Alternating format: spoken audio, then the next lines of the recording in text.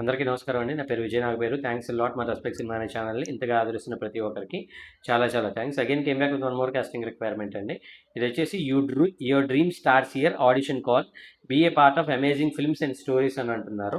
We are looking for male and female 0 నుండి 65 సంవత్సరాల వాళ్ళు.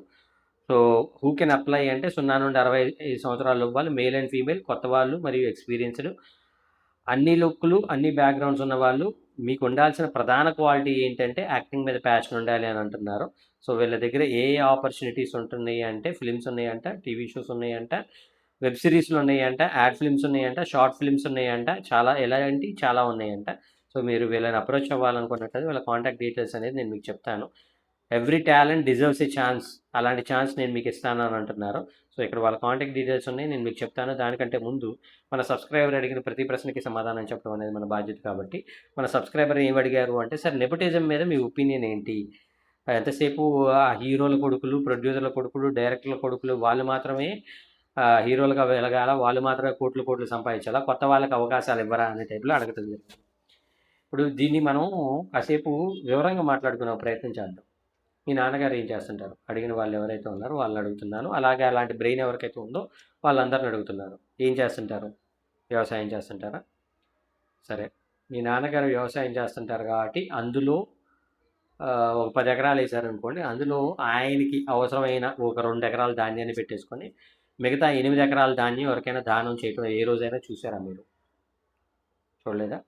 సరే, ఇంకా మీ ఫాదర్ ఏం చేస్తుంటారు? డాక్టర్ చేస్తుంటారా?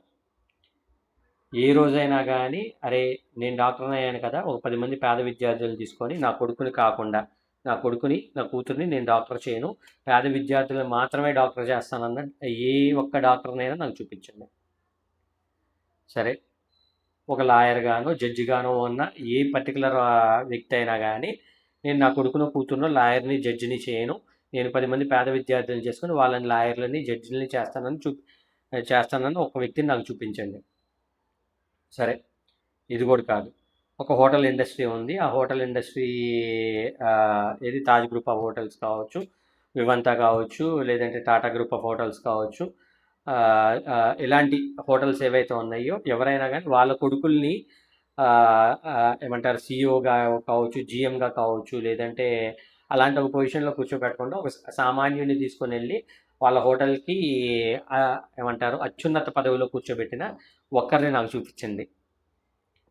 సరే, ఇది కూడా కాదు. ఒక పొలిటికల్ పర్సన్ ఎవరైనా కానీ రాజశేఖర రెడ్డి గారి దగ్గర నుండి, చంద్రబాబు నాయుడు గారి దగ్గర నుండి ఎవరైనా కానీ ఎవరైనా ఒక్క నాయకుడు వాళ్ళ కొడుకుల్ని కాకుండా ఒక సామాన్యుడిని, నా కొడుకు అవలాగాడు, నా కొడుకు పనికిమాలినోడు, ఈయన్ని నేను అసలు I never want to make him high, so I want to make common man who has the extreme talent, వాళ్ళని తీసుకొని వచ్చి నేను ఏమంటారు ఒక పెద్ద పదవిలో కూర్చోబెట్టడానికి నేను ప్రిపేర్డ్గా ఉంటాను అన్న ఒక్క పొలిటీషియన్ని చూపించింది. దొరకలేదు కదా, దొరకరు.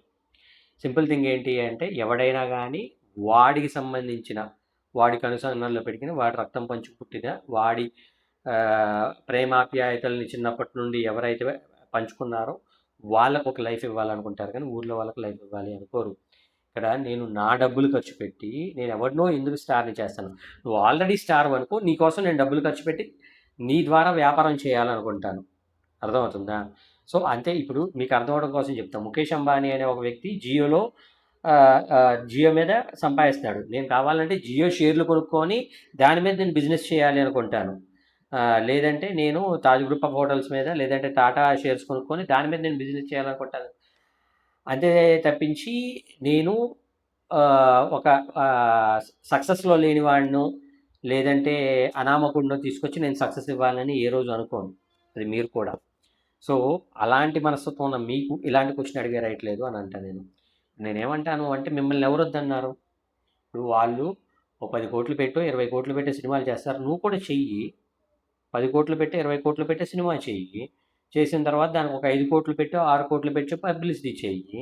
పబ్లిసిటీ చేసిన తర్వాత అంత పబ్లిసిటీ అనేది అంత రీచ్ అయినప్పుడు రాజు రాంబాయికి ఎలాగైతే థియేటర్లు వచ్చినాయో, లిటిల్ హార్ట్స్కి ఎలాగైతే థియేటర్లు వచ్చినాయో, కేర్ ఆఫ్ కంచరపాలెంకి ఎలాగైతే థియేటర్లు వచ్చినాయో, బలగానికి ఎలాగైతే థియేటర్లు వచ్చినాయో, అలాగే మీ సినిమాకి కూడా థియేటర్లు వస్తాయి. రావు అనేది లేదు, ఖచ్చితంగా వస్తాయి. కాకపోతే నువ్వు ఒక మంచి సినిమా అనేది ఆర్గానిక్గా చేయాలి, అలాగే ఆర్గానిక్గా ప్రమోట్ చేయాలి. అప్పుడు నీ సినిమా అనేది ఎక్కువ రీచ్ వెళ్తుంది అనేది డిస్ట్రిబ్యూటర్లకు, ఎగ్జిబిటర్లకు, బయ్యర్లకు అనిపించినప్పుడు వాళ్ళు ఆర్గానిక్గా నీ సినిమాని తీసుకుంటారు, నీ సినిమాని ప్రమోట్ చేస్తారు, రిలీజ్ చేస్తారు. అప్పుడు నువ్వు కూడా స్టార్ అవ్వచ్చు. ఈ మొత్తం పెట్టడానికి నీ దగ్గర జేబులో తీయడానికి రూపాయి ఉండదు, కానీ నేను మాత్రం స్టార్ అవ్వాలనే ఒక ఉత్సుకత బుద్ధి ఏదైతే ఉందో అది నాకు చాలా సిల్లీగా అనిపిస్తుంది.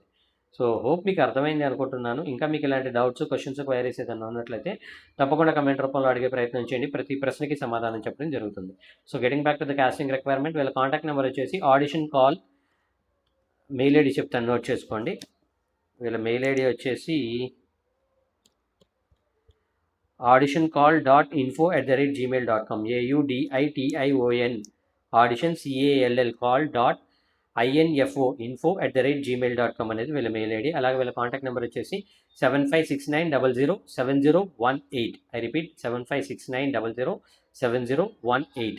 డిస్క్లైమర్ అది మీ అందరికీ తెలిసిందే కదా. నేను పెట్టే ఏ పర్టికులర్ కాస్టింగ్ రిక్వైర్మెంట్కి నాకు ఎటువంటి వ్యక్తిగతమైన లావాదేవీలు, వీళ్ళెవరో కూడా నాకు తెలియదు. వీళ్ళలో ఎవరైనా మిమ్మల్ని డబ్బులు అడిగినా, మోసం చేసే ప్రయత్నం చేసినా నమ్మకండి, మోసపోకండి, జాగ్రత్తగా ఉండండి. వీడియో నచ్చిందా లైక్ చేయండి, వీలైనంత ఎక్కువ మందికి షేర్ చేయండి. ఎవరైతే సబ్స్క్రైబ్ చేసుకోకుండా చూస్తున్నారో please do subscribe. Thank you and all the best.